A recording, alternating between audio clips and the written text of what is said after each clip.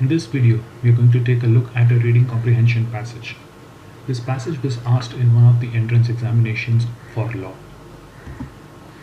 The instructions are pretty much the same: to read the given passage carefully and attempt the questions that follow. First, I'm going to read out the passage and then we will be taking each question. In the actual exam, the recommended strategy would be first to quickly go through the questions so that you know what you have to pick out from the passage. In this video, you can pause the video and read the passage as given on the screen. Be aware that the passage is split across multiple screens. The work which Gandhiji had taken up was not only regarded the achievement of political freedom, but also the establishment of a new social order based on truth and non-violence, unity and peace, equality and universal brotherhood, and maximum freedom for all. This unfinished part of his experiment was perhaps even more difficult to achieve than the achievement of political freedom. In the political struggle, the fight was against a foreign power, and all one could do was either join it or wish it success and give it his or her moral support. In establishing a social order on this pattern, there was a strong possibility of a conflict arising between diverse groups and classes of our own people. Experience shows that man values his possessions even more than his life, because in the former he sees the means for perpetuation and survival of his descendants even after his body is reduced to ashes. A new order cannot be established without radically changing the mind and attitude of men towards property, and at some stage or the other, the haves have to yield place to the have-nots. We have seen in our time attempts to achieve a kind of egalitarian society, the picture of it after it was achieved. But this was done by and large through the use of physical force. In the ultimate analysis, it is difficult, if not impossible, to say that the instinct to possess has been rooted out or that it will not appear in an even worse form under a different guise. It may even be that, like a gas kept confined within containers under great pressure, or water held back by a big dam, once the barrier breaks, the reaction will one day sweep back with a violence equal in extent and intensity to what was used to establish and maintain the outward egalitarian form. This enforced egalitarianism contains in its bosom the seed of its own destruction. The root cause of class conflict is possessiveness or the acquisitive instinct. So long as the ideal that is to be achieved is one of securing the maximum material satisfaction, possessiveness is neither suppressed nor eliminated, but growth on what it feeds. Nor does it cease to be possessiveness whether it is confined to only a few or is shared by many.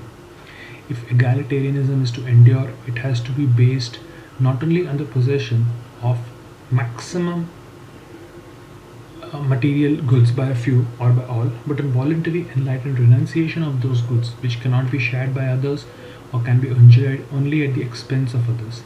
This calls for substitution of material values by purely spiritual ones. The paradise of material satisfaction, which is sometimes equated with progress these days, neither spells peace nor progress.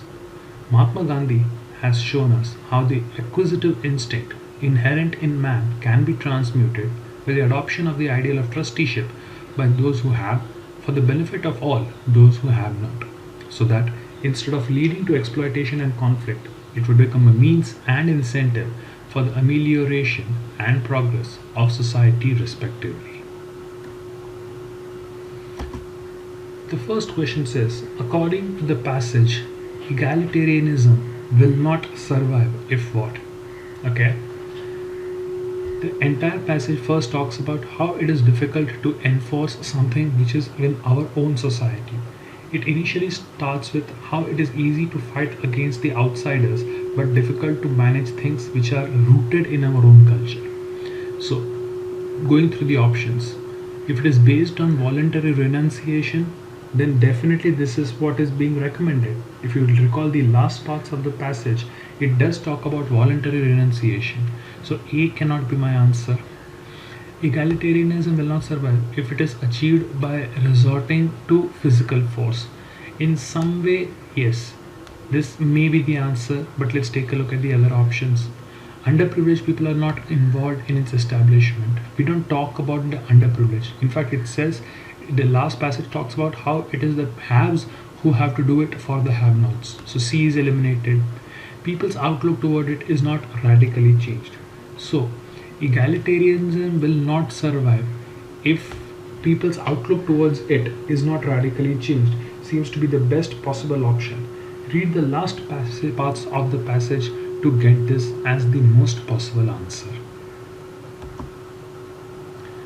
According to the passage, why does man value his possessions more than his life? This is very clearly given that a man wants to perpetuate himself. Look for the word perpetuate, where a man wants to make his name be immortal, be remembered by others even in the future. So, option D, that through his possessions he can preserve his name even after his death, is the best possible answer to this question. According to the passage, which was the unfinished part of Gandhi's experiment, there are two things which Gandhi set out to do. One was the establishment of a free country. The second was to establish an egalitarian society. In the first initial lines of the passage, you will come across this, that his experiment regarding establishment of an egalitarian society remained unfinished. Which of the following statements is not true in the context of the passage? You need to be careful that you have to identify the statement which is not true. So, if you read the first paragraph carefully, you will clearly be able to identify that man actually values his possessions more than his life. It goes on to talk about perpetuation of his name, which we have already seen in a couple of questions before. So, statement B, that man values his life more than his possessions, is actually not true in the context of the given passage.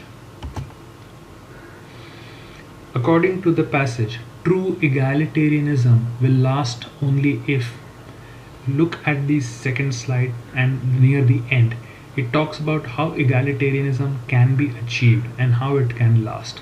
So, option C says people inculcate spiritual values instead of material values, and that should be the best possible option. According to the passage, people ultimately overturn a social order. Now, if you take a look at the first slide near the end, it says that if things take place because of coercion, then it is like a gas buildup and it may explode back with the same force. So clearly, according to the passage, people ultimately overturn a social order which is based on coercion and oppression. This can be directly derived from the given passage. According to the passage, the root cause of class conflict is. Now, the answer is clearly the one which contains the same words as used in the passage. The words dominant, inherent, acquisitive instinct is very clearly given in the passage itself and mentioned that this is the root cause of class conflicts. Which of the following is not true in the context of the passage? Right? Which of the following is not true in the context of the passage? So, we have seen that radically changing the outlook can, in fact, it does help in establishing a new order. One of the answers we also saw that enforced egalitarianism can be the cost or cause of its own destruction. The ideal of new order is to secure maximum material satisfaction is something which is not given in the passage, right? We are talking about spiritual things, right? The new order, not about material satisfaction. In fact, option B, the adoption of the ideal of trusteeship, is given in the last part of the passage. Remember the part which talks about the haves and the have-nots. So A, B and C can be derived from the passage. So the best possible option here is ideal of new order is to secure maximum material satisfaction is not. Which of the following conclusions can be deduced from the passage, right? So a social order based on truth and non-violence alone can help achieve the achievement of political freedom. Not exactly, because it shows how Gandhiji was able to achieve political freedom but not the other thing. C says it is difficult to change the mind and attitude of men towards property. The passage is not about property, right? It's not exclusively about the attitude of men towards property. So C is eliminated. Now, in D, in egalitarian society, material satisfaction can be enjoyed only at the expense of others. Well, that is very well against the very definition of what is egalitarianism. So D is eliminated. So, after establishing the social order of Gandhiji's pattern, the possibility of a conflict between different classes of society will hardly exist, should be the best possible answer to this question. According to the passage, what does adoption of the ideal of trusteeship mean? Right?